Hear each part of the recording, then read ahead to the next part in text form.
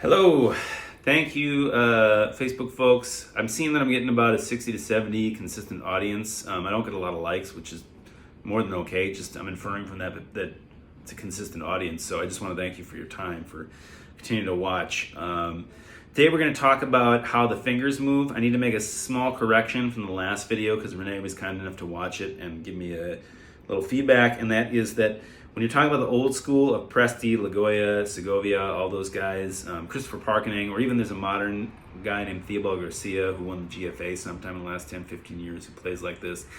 It's if you start at the center of the wrist range of motion, to get to that position, it's not just pinky deviation, letting gravity push it down, it's also letting gravity push the wrist down towards the top of the guitar, or a little bit of wrist flexion. And it's hard to see because, like, if you look at the center of the range of motion versus the Segovia, it's kind of hard to see head on, but when you look at it from the side, if you go watch a Segovia video, for example, you can very clearly see the drop towards the pinky and then the drop of the wrist. So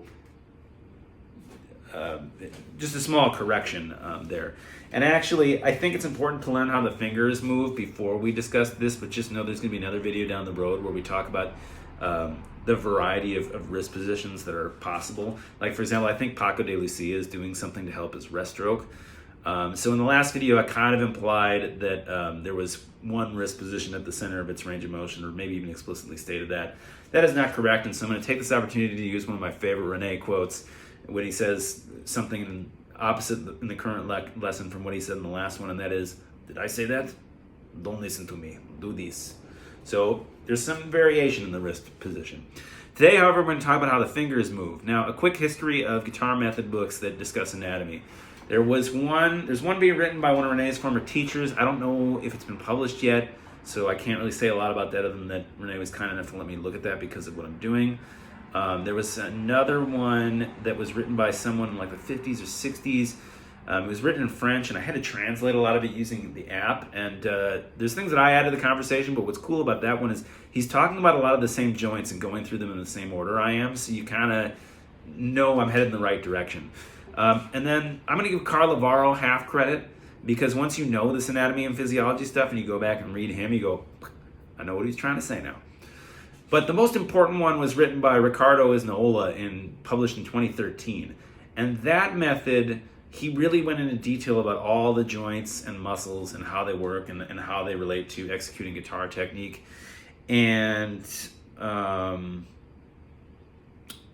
what I would say is that what I add to the conversation, that, you know, while everything I'm telling you now about how the fingers move comes from him, what I add to the conversation is two things. One, I'm using plain English and simplifying the explanation because he goes into a lot of detail that I just don't think is necessary to learn how to play guitar, and that is way too dense for most people to understand.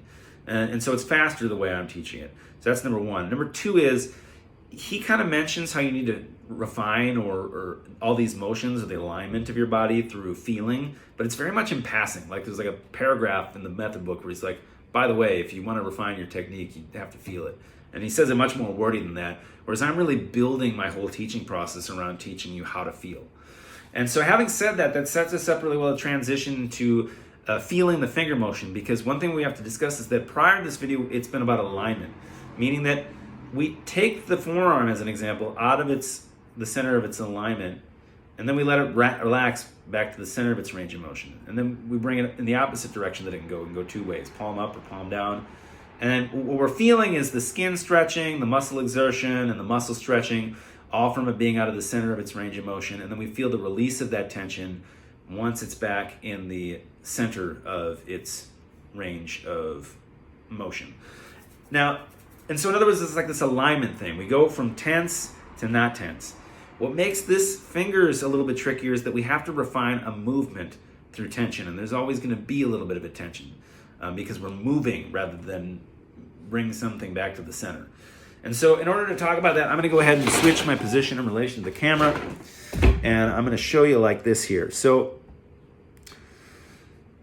the way that the finger joints can work, so we've talked about the shoulder to arm joint, the elbow joint, the forearm, which can rotate, and then the wrist. We're going to talk about the remaining 3 of the 7 joints for guitar playing, and that is the knuckle joint, the middle joint, and the tip joint.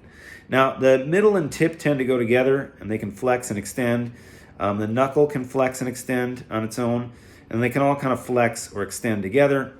What's quirky about the knuckle is that it has this muscle called the lumbrical, the details of which I will not bother you. What's important is how it impacts the fingers, and that is that it can flex the knuckle joint while allowing the tendons that operate on these two joints to slacken. So what happens is that the knuckle flexes while the middle and tip extend. And so you get something that looks like this, where it's almost sort of perfectly straight, because the knuckle, these have extended out while this is flexed in. And that's actually a good example of how you can like start with extended and flex the knuckle and keep it there. But you want to teach yourself to do like this one single motion where it's like that. And then what I would do, so just like with the previous joints, we were taking them out of the center of the range of motion, and then, you know, doing really exaggerated motions and then generally refining them. I'm going to teach you the plucking motion, and you're going to do the same thing. So we start with flexing the knuckle and extending the joints to bring it in contact with the string and to press the string into the soundboard, like towards the guitar slightly. And that's where some of your volume comes from. Then the tip and middle joint flex inwards while maintaining the knuckle, and that pulls the string a little bit, which adds the sound, but also just releases it, and that is what allows it to sound, because if you're still in contact with the string, it's not going to make a sound. And then everything just relaxes back to the start. And so you kind of have this bicycle motion where the knuckle flexes and the tip and middle extend, and the tip and middle flex, and then they both extend and relax back to where they started. And so you get this kind of bicycle motion. And so what I do is train yourself to do that with a mirror and do really big motions and feel all the tension in your finger and around the knuckle and all that. And then once you've done that, I teach yourself to do smaller amounts until you get to a really small point. And then what I do is tie everything together. So what we need to do is we need to take from the last video and line our forearm and wrist up in the center of the range of motion and use the shoulder to arm joint to position everything. And then we need to do that plucking motion where the knuckle that I just described, so the knuckle flexes while the tip and middle extend, and that brings you into contact, and then the tip and middle pluck, and then it all goes back. Now, in order to do this, you have to position the fingers so that they are not too far back. Two things: it has to be oblique to the string, pretending this is a string. It's got to be an oblique angle, and it's also got to be not too far back, because if you're perpendicular and or if you're too far back, you're going to hit the next adjacent string. So it's got to be such that, so that when it plucks, it comes upwards kind of and goes away from the guitar or away from the next adjacent lower string, to be more articulate.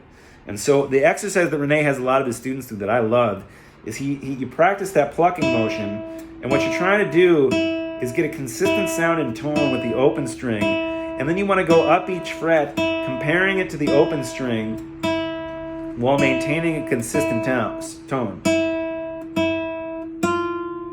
The idea is that you want the volume and tone of the fretted notes as you go up each fret to be the same tone and volume as the open string, or at least as close as you can get it.